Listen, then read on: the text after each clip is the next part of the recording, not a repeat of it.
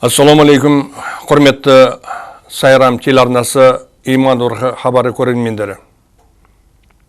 Алдымен бүгінгі студиямызға келген қонақпен таныстырып өтсем, бүгінгі студиямыз қонағы Қазақстан мұсылмандар діни басқармасы, Түркістан облысы, Сайрам аудан бас имамы кеңесшісі құрметті Оспанов Арслан Хажы Оразалыұлы қатысып отыр. Қажеке, алдымен сізге қымбатты уақыттарыңызды келгеніңіз үшін өз атымнан, ұжым атынан, көрермен атынан үлкен рахметімізді айтамыз. Аллах тағала ілімдеріңіз бұдан да көбейсін. Амин. Ал енді сізді студияға шақырған себебі, сізден сұрайтын мәселелер көпшілікті қызықтырған, және де олардың көкейде тұрған сұрақтардан біреуі, бүгінгі таңдағы өзекті мәселелерден біреуі мемлекетіміздің ажырасуының көбейіп кеткені. Сол себепті бізден сұраған көрермендеріміз негізгі ажырасуының себептері жайлы кішкентай мәлімет беріп өтсеңіз. Бисмилля, алхамдулилля. Баршамызға Алла нұр жаусын, уақытымызды Құдай Тағала берекелі қылсын. Расында да өзіңіз айтқандай, біздің ел дамып, өсіп, тыныштықта, берекеде келе жатқанымызбен, бірақ ажырасуда көбейіп кеткен. Әлемде 200-ге жуық мемлекет болатын болса, соның ең алдыңғы қатарларында тұр екенбіз. Біздің мемлекетіміз ажырасу жағынан. Шатаспасам, 2024 жыл 40% үйленгендердің 40% ажырасып кетті. Былтырғы 2025-те де солай болу керек. Сонда біздің үйленіп жатқан ұлдарымыз бен қыздарымыз үйленуге ғана дайында, үй болуға дайын емес екен. Дайын емес. Бабаларымыз айтып кетті ғой, үйлену оңай, үй болу қиын деп айтып кеткен ғой өзі. Баяғыда айтып кеткен, үй болу қиын. Өйткені себебі ұлдарымыз мысалға көлік алып жүргізгісі келген адам сол көлікті қалай жүргізу керек? Жолдағы ережелерді үйреніп, сосын барып көлікке отырса, ол ұзаққа барады.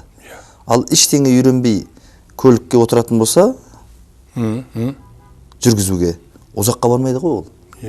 Ұзаққа бармайды. Немесе мынау біздің спортсмендердің негізгі мақсат чемпион болу. Чемпион болу деген спортивканы киіп алып, залға кіріппесең болды, ертең чемпион болмайды. Оған біраз уақыт тер төгу керек болады, еңбектену керек болады, үйрену керек болады, сұрау керек, тренердің айтқанын істеу керек.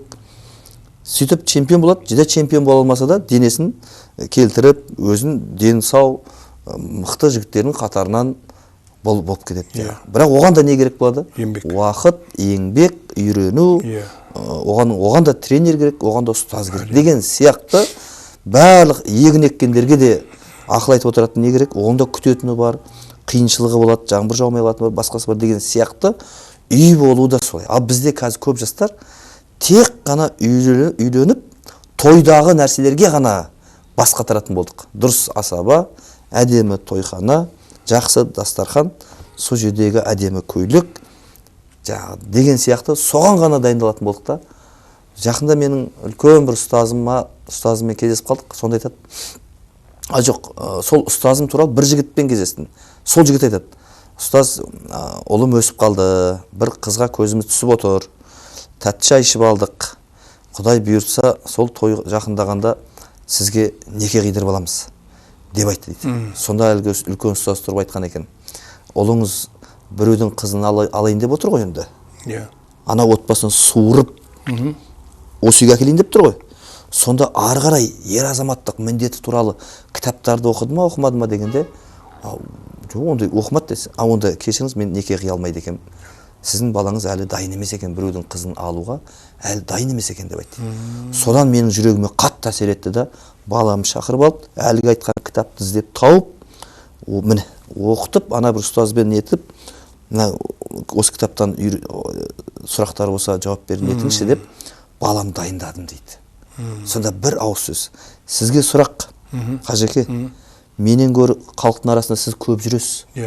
Әр қайсысы үйленейін деп тұрған ұлына, тұрмысқа шығайын деп тұрған қызына, ер адамның міндеті, әйелдің міндеті деген нәрсені оқытып, немесе оқыдың ба деп қадағалап атқан атана бар ма, жоқ па, немесе аз ба, көп па?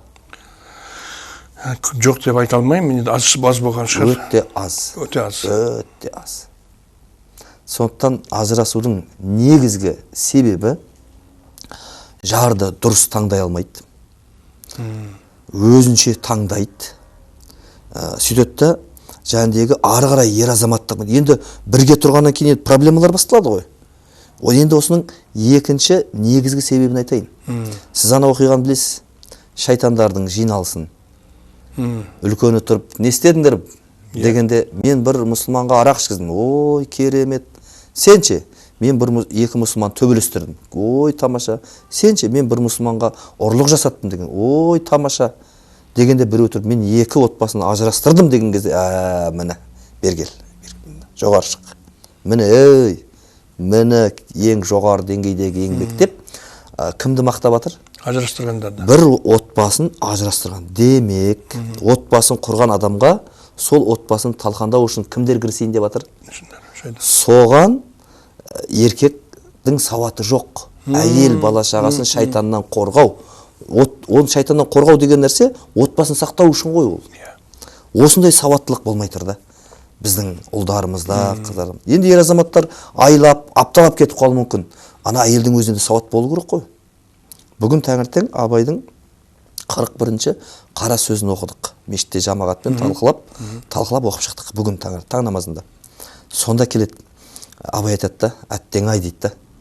Егер көп ақшам болғанда дейді, барлық ата-аналардың бәріне ақшасын беріп, ана баланы маған бер. Мен бір медреседе оқытып алайын балдарды. Ары қарай анау инженер бола ма, жоқ лаборант бола ма, жоқ дәрігер бола ма, жоқ мұғалім басқа, сол саланы ары қарай оқытар едік дейді да алып. Балаңды бер оқуға десек, көмектесіп мен бағып отыр қойса, қанша табады айына? Мә, ақшасын бере салып, ана баланы алып, дұрыс ары қарай отбасы болып кетуге, дұрыс ұрпақ болып жалғасуына себепкер болатын еді. Әттең-ай, бірақ ата-аналар өйтпейді ғой деген мағынада Абай атамыз 100 жыл бұрын, бір ғасыр бұрын соны жазып айтып кеткен. Біз әлі одан өзгерген жоқпыз, үлкен деңгейге жеткен жоқпыз. Сондықтан оның несі, кішкене бір дін ілімін алып қалғанның несі зиян? Қонаев атамыз дін ілімін оқыған, Қаныш Сәтбаев оқыған, Шәкен Айман оқыған дін ілімін. Сосын барып, анау киноның королі болды, анау кісі мұнайдың несінің королі болды, Қаныш Сәтбаев деген сияқты. Бірақ олардың барлығы дін ілімін алған кісілер еді басында. Сөйтті де шайтанға жем болмай, отбасында бүкіл елге қалқан керек нәрселерін бәрін жасап кетіп, дүниеден өтіп кетсе де, әлі күнге аттар аталып, көше беріліп, қалаң аттар беріліп отырды ана кісілерге. Солардың бәрі басында дін оқуын оқығандар, бірақ олардың бәрі молда болып кеткен жоқ. Сақал қойып, азынан кешке мешітке жатып алып, тәспісін қолдан тастамай дейді. Жоқ, еңбек қылды, білім алды, көтерілді. Сондықтан айтайын дегенім, Құдайды танып алып, шайтанға жем болмайтын жолдарды үйренгеннен кейін, ол тек қана отбасын сақтап қалу емес. Ол адамның қабілеті, деңгейі бүкіл елге пайдалы болып қалу. Отбасын ғана сақтау. Ал қазір бізде көп жастар елге пайдалы емес, отбасын сақтап қалғанның өзі үлкен шаруа болып қалды ғой қазір. Түсінесіз ғой, оған ешкім бас қатырып жатқан жоқ дәл қазір күнде. Қажеке, мына қазір айтып өткеніңіз өте дұрыс. Өмірдегі оқиғаларды әрине имамдар көп қатысады. Неге дегенде ол сәл кішкентай келіспеушілік болса, имамдарға, молдаларға барып жағдайын түсіндіреді. Әке-шеше болсын, немесе ерлі-зайыптар болса, үйдегі проблеманы барып, имамға, молдаға айтады. Енді барлық имамдар атынан, негізі имамдар неден сөйлейді? Шариғаттан сөйлейді, пайғамбар хадистерден сөйлейді, Алланың аяттарынан сөйлейді. Осы қазірген айтып өткендек, енді үйленемін деп жатқан ер жігіттер, бойдақларға қандай насихаттарыңыз бар? Біз енді кеше ғана тауда бойдақтарға кеңестеп, бір 20 шақты жігіттердің басын қосып, жастардың 2 күн сабақ өттік бойдақтарға. Әр түрлі саланың адамдары, бірнеше қалалардан келген, Атырау, Астана деген сияқты, бірнеше қалалардан келген, осы маңайдың әр ауданның жігіттері кепті. Сонда 2 күн сабақ өттік, бойдақтарға кеңес. Қалай жар таңдау, қалай отбасын қорғау, қалай отбасын қорғаумен бөлік, ертең оның ұрпақтары осы елімізге пайдалы азамат болып шығуына ата-аналық өзінің қалай несін жасаса болады деген тақырыпта. Өйткені біз енді 30 жыл болды имам болғанымызға. Соның ішінде осы 30 жылдық тәжірибеміздегі елдің арасында болған оқиғалармен қосып отырып, сонда жаңағы екі-үшеуі үйленген жігіттер екен, бала шағасы бар. Бәріп керек болады ғой деп келдік дейді жаңа. Сонда айтады, мынаның бір шамасын біз өмір естімегенбіз ғой дейді. Өмір естімеген. Қабат деген осы үйленбей тұрып білгенді ғой осы шаруаларды деген өкініштері болды жәндегі. Қарасаңыз. Сондықтан бойдақ жігіттерге айтарым, Алла тағала адам баласын жаратқанда жұп қып жаратқан. Барлық еркек өзіне лайықты бір әйел кісімен бас қосып, отау құрып, ұрпақ тәрбиелеп деген сияқты ол маңызды керек дүние. Сол үшін үйленетін алдын бірінші Құдайдан сұрап алса да болады жарды. Екінші ата-анамен ақылдасып үйленген дұрыс.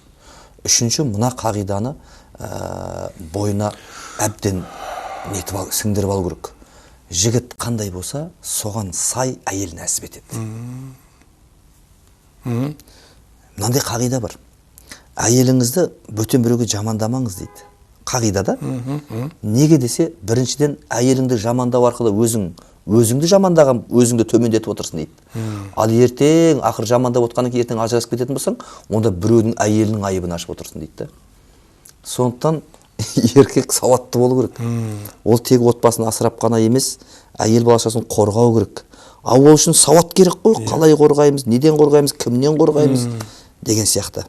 Сондықтан үйленбей тұрып бірінші жұбайлар шаттығы деген кітап бар, неке шарттары деген кітаптар, өзіміздің муфтияттарымыздан шыққан кітаптар көп қазір. Діни комитет мақұлдаған сараптамадан өткен кітаптар көп. Қазақ тілінде, өзбек тілінде толып тұр, орыс тілінде толып тұр. Тек соларды ашып оқып, қазір Аллаға шүкір барлық жерде мешіт бар, имамдарымыз бар. Біздің имамдарымыздың енді бәрі болып кетпесе де, көбісі қазір сауатты. Алхамдулилля. Жедда бір сауат жетпей жатқан болса, телефоннан муфтияттың өзінің несі бар біздің. Жазып, сұрақ жауап қылып алуға болатын, фатуа бөлімі деген сияқты дүниелер бар. Сұрақ жауаптар берілетін нәрсе бар. Сөйтіп, ақыры машина алатын кезде жүргізуші куәлігін алу үшін дайындалғандай, біз адам алып отырмыз ғой, адам. Сондықтан кішкене дайындалып барып, үйреніп, сұрап, ерінбей, ұялмай, сосын барып үйленсе, құба-құп болар еді. Енді тыңдай ма, тыңдамай ма білмеймін, бірақ біз имам ретінде үлкен, жас үлкен адам ретінде айтып жатқанымыз ғой. Алла разы болсын. Негізі бәрібір жақсы меккем отбасы құру үшін діни сауап өте қажет екен. Әрине бағана айтып өткендей, кім болудан оған қатысы жоқ. Тек қана Аллахтан қорқатын, діннің хабары бар адам болса, оны отбасыда көпке баратын жақсы отбасы болады деп ойлаймыз. Енді мына қазіргі айтып өткендей, жігіттерімізге, бойдақтарымызға айтып өткен насихатқа сияқты, біздің мына жас келешегіміздегі аналарымыз, яғни қарындастарымыздың осы отбасы құруға дайыншылығы жайлы да кішкентай бір айтып, оларға беретін мәслихаттарыңыз болса, оны да айтып өтсеңіз. Енді бір ауылда жиын, той, құдайы, ас болады ғой енді әр ауылда. Сол бір ауылда бір ақсақал болады екен да. Сол ауылдың үлкен екен. Енді жиынға шақырғаннан кейін үлкені бата береді. Сол кішкене әңгіме айтады ана жерде жа. Сөйтсе сол кісі бит бастайды екен. Жаңағы дастархан жайылып отыр, аумин деп бата берілді, бәрі ас алып отыр, ішіп жеп отыр. Енді құр отырып, енді не айтады енді? Саясат айтам енді Құдай асты. Басқа біреудің малын айтама. Бір кішкене өсиет айту керек қой енді, әдемі әңгіме. Сонда ана ақсақал бит бастайды екен. Ай, қарақтарым, шырақтарым, бір әңгіме айтайын деп едім, тыңдайым десеңдер айтып берейін деп бастайды екен. Айтыңыз, тыңдаймыз деп болады екен да. Одан кейін әңгіме айтса, ана кісілер тыңдайды екен да. Сол сияқты қазір айтылуын айтылып жатыр. Тыңдайтын құлақ болса ғой шіркін. Енді жастарға, әсіресе қыз балдарына ерекше тоқталамыз енді. Өйткен себебі, ол қыз балдары бір қолымен бесік тербеткенмен, бір қолымен әлемді тербететін ана ғой ол. Ана ғой мысалы. Алып анадан туылады дейді. Сондықтан қыз балдарына айтар өсиетім, егер тыңдаймын десе, жарды ата-анамен бірге таңдау керек. Ата-анамен бірге таңдау керек. Біріншіден, отбасы болайын деп жатқан жерде көбінесе қыздың жасы еркектен Үлкен бола ма, кіші бола ма? Кіші болу керек. Кіші болады ғой. Жоқ, кіші болады ғой. Иә. Сонда оның стажы, оның өмірлік тәжірибесі ана жігітпен бірдей емес қой бәрі. Әрине. Бірдей емес қой ол. Сондықтан біріншіден ол жасы кіші. Екіншіден жолы жіңішке. Үшіншіден ата-анасының үйінен тастап бөтен үйге бара жатыр. Дұрыс па Қажеке? Иә. Сондықтан қыз баласы ақылы болса, болашақ жарын әкесімен бірге таңдаған дұрыс. Анасымен бірге таңдаған. Көбінесе шариғатта анасы айтылмайды, әкесі айтылады. Ал енді бірақ өмір ғой енді. Әкелер қайтыс болып кетуі мүмкін. Түрлі жағдай болып қалуы мүмкін. Онда ағаларын қосады. Анау алайын деп тұрған, тиін деп тұрған жігітпен ер адам сөйлесу керек. Ер адам сөйлесу керек. Әйел адамдардың жаратылысы, Қажеке. Енді бізден жасыңыз үлкен, менен жақсы білесіз ғой. Енді көрермендер үшін айтайық. Үлкендердің бәрі бұны біледі. Мен жастарға айтам ғой енді. Қыз балдары, әйел балдардың жалпы жаратылысы сыйлықты жақсы көреді. Әдемі сөзді жақсы көреді. Сұлу сөзді жақсы көреді. Солай, жаратылысы сондай. Бір әдемі қымбат сыйлық берсе, мына жігіттен басқа керемет жігіт жоқ болып қалады екен ғой. Көрдіңіз бе? Қарасаңызшы. Сондықтан шариғат айтады, үйленетіндер дейді, ары кетсе 3-ке дейін 3 рет қана кездесуге болады дейді. Одан кейін я ары болу керек, я бері болу керек, тоқтату керек. Бауыр басып қалмай тұрғанда, бүкіл ел білмей тұрған кезде 5-6 рет, 10 рет, 20 рет кездескеннен кейін бүкіл ел біледі ғой, кімнің қызымен кім бала сөйлесіп жүрген. Ертең олар екі жаққа кетіп қалады да, анау біреу басқа біреуді алады, анау басқа біреуге тиетін болса, кезінде ол ана жігітпен сөйлесіп жүрген деген ана қыздың несінде тарихында қалып қойынып тұр ол нәрселер. Сондықтан шариғат дейді, 3 рет кездес дейді. Болды дейді. Ол бәрі 10 рет кездессе де, ана жігіттің кім екенін әлі анық біле алмайды ол дейді. Біламайды. Ол ана үйге өтеді. Сол кезде барып ол ана еркек қорғай ала ма, қорғай алмай ма, нағыз еркек па, басқа еркек па, сол кезде шешіледі ол. Сондықтан оны анықтайтын әйелдер емес екен. Ол жігіттің кім екенін анықтайтын ер азаматтар. Сондықтан қыздарға айтар өсиетім, әулеттегі үлкен ер адаммен көке, әке, ата, аға, мына бір жігіт сөз салайын деп жүр. Өзіңіз бір сөйлесіп қойсаңыз жақсы болар еді. Деп жаңағы ер адамдар кездесу керек, сөйлесу керек. Сол кезде ана жігіт анықталды. Өйткені ер адам ол бір сыйлық берсе, деп соның артынан кете бермейді, оның жаратылысы бөлек. Оның ана жігіттің кім екенін біліп қояды сосын. Ал ер азаматтар жаңадан кеп тұрған бір жап-жас жігіттің біздің қызымыздың қолын сұрауға кеп тұрған жігіт. Несіне қараймыз десе, екі нәрсесіне қараса болды. Бірінші, Құдай тани ма, танымай ма? Сосын екінші, ұяты бар ма, жоқ па болды. Осы екеуін білмеймін, сұрақ қойып анықтай ма, жағы бірге жүр, бірдеме жасап анықтай ма айтыр. Осы екеуін дұрыс болса болды. Қалған дүние деген ол екеуі бас қосылғаннан кейін құралып кете беретін нәрсе ғой ол. Қазір көлігі жоқ шығар, қазір үйі жоқ шығар басында. Енді сізде үйленген кезде үйіңіз бар ма? Үйленген кезде? Үйленгеннен кейін бізде де болған жоқ. Кейін бірге алдық қой үйді, бірге реттедік қой. Мысалға деп отқаным, сол сияқты ер азаматтармен бірге таңдап, енді менің көңілім қатты қалатын нәрсе бар. Сізге сұрақ.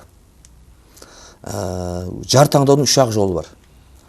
Жастың өзі таңдайды жарын, еркегін ба, немесе еркек болашақ қызды ма, елді ма, өзі таңдайды, ата-анамен таңдайды, Алламен таңдайды, истихара оқып ше. Бар ғой, осы 3 түрлі таңдау бар ғой енді. Қазір жастар осының қайсымен таңдап жатыр? Өзі таңдап жатыр ғой бәрін. Өзі таңдап жатыр. Өзі таңдайтындай бұлардың стажы страшно көп па? Тәжірибесі көп па бұлардың? Бұлардың ары кетсе жасы 20-да шығар. 20 жаста. Ал әкесі шеше. Олар 40-та, 50-де, 60-та, 70-те кісілер. Олар бір-екі сөйлескеннен кейін біліп қояды анаң кім екенін. Бірақ менің көңілімді қалдыратын нәрсе мынау. Қазіргі қыздардың, мен бәрі деп айтамаймын, өзі таңдайды. Ата-анасы, әй қызым, қоя сал, біз оның ар жағын білеміз десе, жоқ, мен осыған. Бір тура бір ата-анасы жау сияқты да, жау сияқты. Сіз мына қағидан білесіз ғой? Бір ұлдың, немесе бір қыздың, бір жақсы жетістікке жеткен кезде екі адам қызғанбайды екен ғой? Ата мен ана. Әке мен ана ғана қызғанбайды. Басқа барлық адамда қызғаныш бар. Сонда біздің кішкентай қыздарымыз, ұлдарымыз неге сол екеуі-ақ қызғанбайды екен. Өйткені олар дүниеден өткенше бақытты болуыңды тілеп, Құдайдан сұрап, үміт қылып жүрген адамдар ғой. Олармен ақылдасуға немене? Ар намысқа тие ма? Ата-анамен ақылдасып тұрмысқа шығу ар намысқа тие ма не? Көшеде қасындағы 20 жасар адамдар сонда ата-анаңнан да ақылды ма не? Ата-анамыздан да артық бізге жанаши ма не? Жанашиды. Бірақ мына кісіден артық емес шығар. Иә. А? Дұрыс айтасыз. Бауырыңыздың да сізге жанашиды, бірақ ата-анаңыздай бола алмайды. Дұрыс айтасыз. Сондықтан есі бар. Мынау қысқа ғана өмірде бір ер азаматпен керемет бақытты өмір сүргісі келсе, анау ата-анамен бірге таңдасып, солардың батасымен. Ал енді немеге ата-ананың батасымен дегенде, ол ата-ананы біз таңдаған жоқпыз ғой. Оны Алла таңдады ғой. Сондықтан Алла Тағала қандай пендені жақсы көреді десе, Алла таңдап берген ата-анасының қадірін білген пендені Алла Тағала жақсы көреді да. Сөйтіп олардың батасы қабыл бола беретін сол екен. Енді осы орайда есіме түсіп қалды, салихалы перзент деп қандай адамды айтады? Сіздің ойыңызша. Қазір қағиданы айтамын қазір. Қандай перзент айтады? Салихалы бір ауыз сөзбен. Енді әке шешесі тыңдайтын перзенттер болса керек деп ойлаймын. Жақындадыңыз. Салихалы перзент деп бір күнде ата-анасын 5 рет еске алып, дұға қылған баланы айтады екен. Біз күнделікті күйбең тіршілік, отбасы, жұмыс, достар, бала-шаға, анау, мынау, соның арасында 5 рет ата-анамды қайтыс болып кеткен болса, рахметін алшы. Тірі болса амандығын берші Алла Тағалам. Деп еске алған адам, ол қадірін білген адам ғана еске алады екен. Бір күнде 5 рет ата-анасының қадіріне жеткен адам ғана еске ала алады екен. Мынау күйбең, арпалыс, мынау алысып, жұлысып атқан мына өмірде ата-анасының қадірін білген адам ғана 5 рет еске алады екен. Ал қадірін 5 рет еске ала алмаған адам, ол ата-анасын ұмытқан, қадірін толық білмеген адам. Тірі болсын, қайтқан болсын, қалай қарайсыз? Дұрыс айтасыз. Енді сол қыз баласы болашақ жарын таңдайтындай бұдастар жоқ қой бұда. Білім де жоқ, тәжірибе де жоқ. Енді ата-анасын да араластырмайды. Өз таңдағандардың көбісі тазға жолығып қалып жатыр да, быт болып жатыр да. Иә. Қыз ақымақ па? Қыз кінәлі ма? Иә. Қыз кінәлі емес. Ажырасқанға. Ажырасып быт болып жатыр ғой? Соларға. Қыз емес. Кім кінәлі? Қыз кінәлі емес. Ата-анасы кінәлі. Ата-анасы кінәлі. Олар, ана әкесі, ана қызға анасының қадірін сезіндіре алмаған. Ал анасы мына қызға әкесінің қадірін кішкентай кезінен әкең әперді, әкең ренжітіп алмайық деген сияқты бар еді ғой анау. Соларды ана қызға сезіндіре алмағандықтан ол қыз мына екеуімен ақылдаспайды да ол. Қыздың не кінәсі бар? Ол тап-таза туылған бала өмірден үйден көргенін алып, енді ұшайын деп жатыр болды. Ана әкесі мен шешесінің қырылысып жатқанын көріп өскен, бір-бірін тыңдамайтынын көрген. Немен оның несін сұрайсың одан ақылды? Сезіндіре алған жоқ қой ол. Әкенің қадірін, ананың мейірімін бере алған жоқ қой. Екеуі де таңнан кешке дейін жұмыс. Ана кімнен қап кеттік, атаңа Дубайға жете алмай қалдық.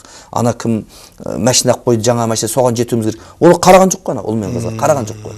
Неме ренжиміз, ана қызымыз тұрмысқа шығып алып, бір байдың қадірін біліп, сол отбасын әдемілеп, отымен кіріп, күлімен шығып, қанша аналарымыз күйеуін өзіне ұнамаса да ата-анасын жерге қаратпау үшін ақырында сәл 5-6 жыл шыдап еді, күйеуі де жақсы болып кетті, өзі жақсы болып, қандай керемет отбасы болып кеткендей бар ғой. Сәл сабыр қылса болды ғой. Басында. Жоқ, соны мына үйде ғана екеуі бере алмаған ғой ана қызға.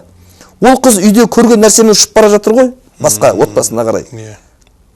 Америкадан біреу көп тәрбиелеген жоқ қой, ол үйде көрген нәрсесін істеп жатыр ғой. Дұрыс айтасыз.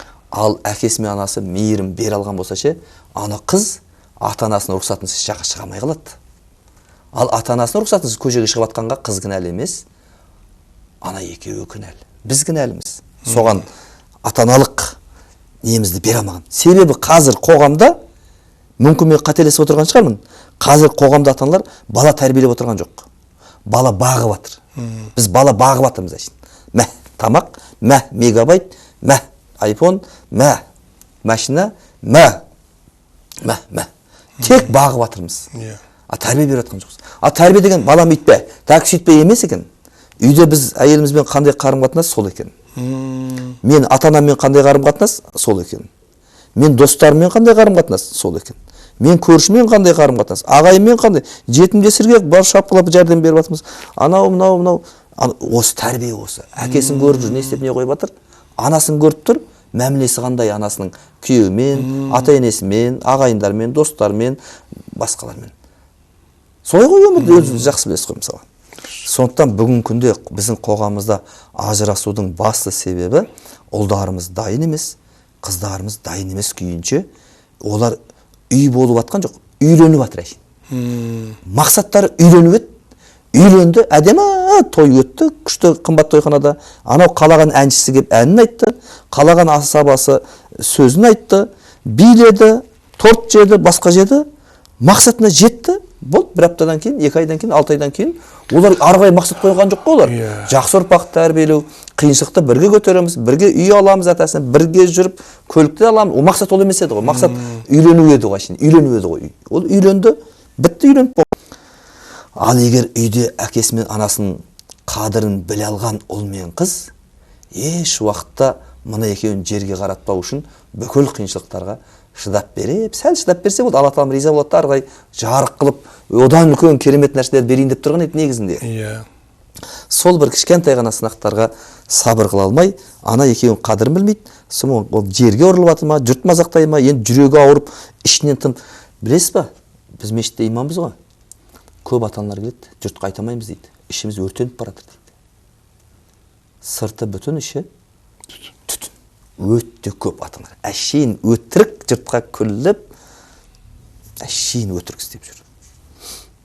Мына бір қағиданы айта салайын. Көп жерде айтып жатырмыз енді. Көп сөйлеп қойған жоқпыз ба? Ерлі-зайыптылар ұрысып қалды. Бірдеңе болып қалды. Біреу артық сөйлеп қойды ма, біреу сөзінде тұрмай қалды ма, біреу білмеймін ғой енді, әйтеуір шайтан араласады да сенімен талқандауға кіріседі ғой.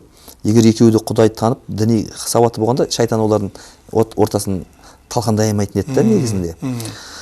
Екеуі қырылып жатыр, ұрысып жатыр, сонымен айтады, болды, ажырасамыз дейді. Бопты, ажырасайық атасың дейді. Маған неме, қатын табылып ма дейсің бе? Табылады маған қатын. Анау шығады, маған бай табылады дейсің бе? Тауып аламын, кетеді екеуі. Бірақ шариғатта мынандай қағида бар. Егер екеуі ажырасамыз деп келісетін болса, рұқсат дейді. Егер келісетін болса да екеуі, онда әйел күйеуінің үйінде 3 ай тұру керек дейді. Ажырасу мерзім біткенше дейді. Тек қана күйеуі, өзің үйіңе барып тұршы бір, көзіме көрмей құрш бар десе кетсе болады екен да. Әйтпесем ажырасу процесс 3 ай ғой, айдат мерзімі. Осы 3 ай күйеуінің үйінде өткізу керек екен. Шариғат айтады осыны. Осы біздің қыздар біле ма тұрмысқа шығып жатқан қыздар? Қаяқтан біледі? Жігіт біле ма? Қаяқтан біледі? Бірақ көршінің қойы қанша екенін біледі. Ана кімнің айлығы қанша екенін біледі. Мысалға да біздің сауатымыз бар басқа нәрселер ғой. Керек емес нәрселерге сауаттымыз ғой біз. Бұның 3 сыры бар екен. Шариғаттың анау ажырасу процесс 3 ай өткенше әйел күйеуінің үйінде отыру керек дегеннің 3 сыры бар екен. Бірінші сыры, ана әйелдің ішінде бізден бала кетті ме, кеткен жоқ анықтау үшін екен. Бізге сумочкасын алады да кетіп қалады ғой. Ал ана 2 айдан кейін де бала көтере бере алады екен. 3 айға дейін бала көтере алады екен. Күйеуімен жақындаспаса да. Сонда ана жақта жүріп, мен бала көтеріп қойыппын десе, шайтан айтады екен жігітке. Ол сенің балаң ба, басқа біреудің баласы ма? Сенің қасың жоқ қой дейді екен. Сондықтан ана әйелдің ішінде бала біткен болса, бала пайда болып қалған болса, бала өмірде күмәнді бала болып қалмау үшін әйел күйеуінің үйінде отыру керек екен де 3 ай. 3 айда қарын шыққан жоқ па? Енді кетсе кете берсін, бірақ енді бала көтеріп қойды, енді өтіргенді ол. Өйткені 3 ай бірге бір төсекке жатқан жоқ. Көтеретін болса 3 айдың ішінде көтереді, арғы болмаса болмайды екен да ол. Бала кімдікі екенін анықтау үшін екен. Ал екіншіден, бір үйде тұрғаннан кейін ашулар басылып, екеуінің тез табысып, қайта отбасы болып кетуіне себеп екен. Ал үшіншіден, екі жақтағы екі ата-ана бар ғой. Мысалы, екеу ажырасамыз деген күннің өзінде бір үйде тұрып жатыр ғой. Бірақ бір айда ма, бір аптада ма қайта табысып кетуі мүмкін ғой. Аны кетіп қалса ше. Болды, ажырасып кетіп қалса ше. Адамдар сіздің үйіңізге келіп шай ішкісі келіп кетеді екен ғой. Ана үйдің келіні көрінбей қалды. Ай, келіндерің көрінбейді ғой ана. Иә. Рахат, біреудің семьясын талқылау рахат болды ғой қазір. Соны біздің аталарымыз айтады. Өмірі өтіп жатыр талайлардың. Өмірін талқылаумен өзгелердің дейді. Өмірі өтіп жатыр талайлардың. Өмірін талқылаумен өзгелердің дейді. Не пайда болды ана кетіп қалғаннан кейін? Адамдар арасында не пайда болды? Да, ғибат. Әңгіме, ғайбат, өсек пайда болды. Ал енді ана кетіп қалған. Сөйтеді да 1-2 айдан кейін екеуі түсінісіп, оға дейін құда мен құдағилар зарлап алған. Телефонда келіп бір төбелесіп алған, қырылып алған, сенің қызың, сенің балаң. Сөйтеді да 2-3 айдан кейін ана екеуі жап-жас ақымақтар, ойбай қой құрсын кешірдік деп екеуі табысып кеткен кезде ана 4 маймыл өткенде 4-еуі құда мен құдағи тұғын. Иә. Одан кейін қасқыр мен ит болған тұғын. Ит пен мысық болған тұғын. Енді кеп мына жастар қайтып табысқан кезде ана 4-еуі енді маймыл болады енді. Құдағи қалайсыз, жақсысыз ба? Аптада төбелесіп боқтасып алған. Осы аралықта қанша адамдар әңгіме болып кетті. Иә. Сол бәрі сабыр жоқтықтан. Енді сабыр қыла білгенде, олар маймыл болмайды дейді. Мына мен сөзімізді аяқтай салайық, өзі жарты сағаттан асып кетті. Иә. Бір сізге осы жерде, осы студияда айттым ау деймін. Бірақ тағы да айта салайыншы, еске түсіп қалды енді. Bir үлкен қызметте атқаратын бір менің досым, менен жас үлкен. Сол ата-анасының туған күнде ата-анасына рахмет айтқан ғой. Сіз айтыңызшы, не деп рахмет айтуы мүмкін? Ата-анасының туған күні отыр да, анасының ба, әкесінің ба, сол екеуіне рахмет айтайын деп жатыр перзенті. Не деп рахмет айтуы мүмкін? Перзенттер ата-анасына. Өсіп өнген кезде да. Енді жақсы адамдарға танымалы жігіт болатын болса, адамдар оған рахмет айтып жатқан болса, ол әкесіге бір негіз айтады, бір рахметі мені шешемді тура таңдағаның үшін деп айтуы мүмкін. Жақындадыңыз ей. Негізі мен өзім ойым сондай болуы мүмкін. Енді тағы басқа нәрселерін айтуы мүмкін ғой. Біреулер бітеп туғаныңыз үшін рахмет, баққаныңыз үшін рахмет дейді. Оқытқаныңыз үшін рахмет. Бізді мейірімге бөлеген үшін рахмет деп айтады ғой. Бұл оның біреуінде айтпаған ғой. Бұның айтқан әкесі мен анасын айтқан рахметі былай болған. Сіздерге үлкен рахмет айтқым келіп отыр. Осы жасқа дейін екеуіңіздің бірде-бір ұрысқандарыңызды көрген емеспіз. Әнекей, машалла. Сұмдық қой. Енді соңғы кезде мынандай сұрақ қойғым келіп жүр да, жиындарда, құдай астарда сөз сөйлеп тұрған кезде, кімнің әулетінде ажырасқан отбасы жоқ? Қол көтеріңдерші депті жиында. Әулетіңде ажырасып келіп отқан қыз, кеткен келін, ондай жоқ. Көп әулет көтере алмайды қолын. Қолын көтере алмайды. Сондықтан анау айтады ғой, бір ұл әкесін қажылыққа жіберіпті, машина әперіпті, жаңадан биік әдемі үй сап беріпті, тойға баратын болса той анасын бәрін беріп тұрады екен, жиі киіндіріп тұрады екен. Сонда әкесіне келіп, әке, қалай былай перзенттік немді өтеп жатырмын ба, жақсы қызмет қылып жатырмын ба сіздерге деген ғой. Сөйтсе, жоқ, қызметтерің жақсы, рахмет, балам, өсібін. Бірақ саған керемет ана тауып бергенім үшін оған лайықты әлі ештеңе қызмет ете алмады дейді. Саған керемет ана тауып бергенім үшін дейді. Міне осындай, сонда қағида былай шығады, ереке. Ер азаматтың міндеті қарт ата-анасының жағдайын жасау, қарт атанасын, әйелін, бала шағасының жағдайын жасау. Бәрін бірдей айттым, көрдіңіз ба? Қарт атанасын жағдайын жасау, әйелін бірдей жасап, бірдей жасамай қойса болады деген жоқпын ғой, қарт атанасын, әйел, бала шағасын жағдайын жасау. Яғни ауырса емдету, тамақпен, киіммен, жылы үймен, бар намыстарын қорғап, қыдырту, әрқайсысын қыдырту. Әрқайсысын, әкесінде, анасында, әйелінде, баласында, қызында. Ол еркектің міндеті. Сосын еркектің тағы бір міндеті бар, туып өскен еліне ер азаматтық өзінің үлесін қосып отыру. Жетім жесір, жол, көпір, балдар оқитын жер деген сияқты жәндегі елдің мәселелерінде. Жерді қорғау, ұлтын қорғау, елін қорғау деген, дінін қорғау, дәстүрін қорғау деген сияқты нәрселерде ер азамат үлесін қосу. Ал әйел адамдарда ше десе, әйел адамда мынандай екен, күйеуіне керемет жар бола алу, бала шағасына керемет ана бола алу болды. Әйелде көп па проблема, міндет көп па? Еркекте көп па? Еркекте көп қой. Ал енді сіз айтыңыз, тұрмысқа шайындап тұрған қызға айтыла ма, қызым, барған жерінде бірінші сені Алла жаратқан екен, Алланың разылығын табу, екінші күйеуіңе керемет жар бола алу. Құдай етегіңе берсе, перзенттерің керемет ана бола ал, болды. Осыған ғана жауаптысың сен, қызым. Айтыла ма, айтылмай ма? Кейбір жерде айтылады ғой. Кейбір жерде емес, көп жерде айтылмайды. Айтылмайды. Жақсы. Адамдардың бәрін уақытын алып қоймайық. Алла разы болсын. Енді сізге беретін ең соңғы сұрағым. Яғни қазіргі өзекті мәселелердің біреуі болған. Мына қазір қыздарымыз барады біреудің үйіне. Әрине оларға қиын. Өзінің үйіндегі жағдаймен жаңа барған үйінің екі түрлі. Екі түрлі. Енді кейбір кездерде жолығып жатқан екен. Мен дейді, мына үйге келін болып, тек қана мен байымның ризашылығын тапсам, болды. Оның әке-шешесіне қызметін істеп, ризашылық табу қажет емес деген ойлайтын қыздарымыз бар екен. Олар негізі өзінің әке-шешесін қалай құрметтесе, ата-енесінде сондай құрметтеу парыз ма, жоқ па? Қажет па, жоқ па? Соны кішкентай түсіндіріп өтсеңіз болды. Екі нәрсе айта салайын. Біз енді өте бір ақылды адам емеспіз ғой. Бізде адамбыз, бәрімізде қателік бар, кемшілік бар. Бірақ есіме түскен екі нәрсені айтайын. Біріншіден, өзіңіз айтып жатсыз. Ер адамның міндеті ата-анасының разылығын алу. Әйел адам міндеті күйеуінің разылығын алу. Енді әйел адам күйеуінің ата-анасына қарамайтын болса, күйеу разы болайын деп тұр ма әйеліне? Жоқ та. Бопты да өзі. Күйеуінің разылығын алғысы келіп отыр ма? Күйеу ата-анасына қараған адамды жақсы көріп, соған разылық берейін деп тұр ғой.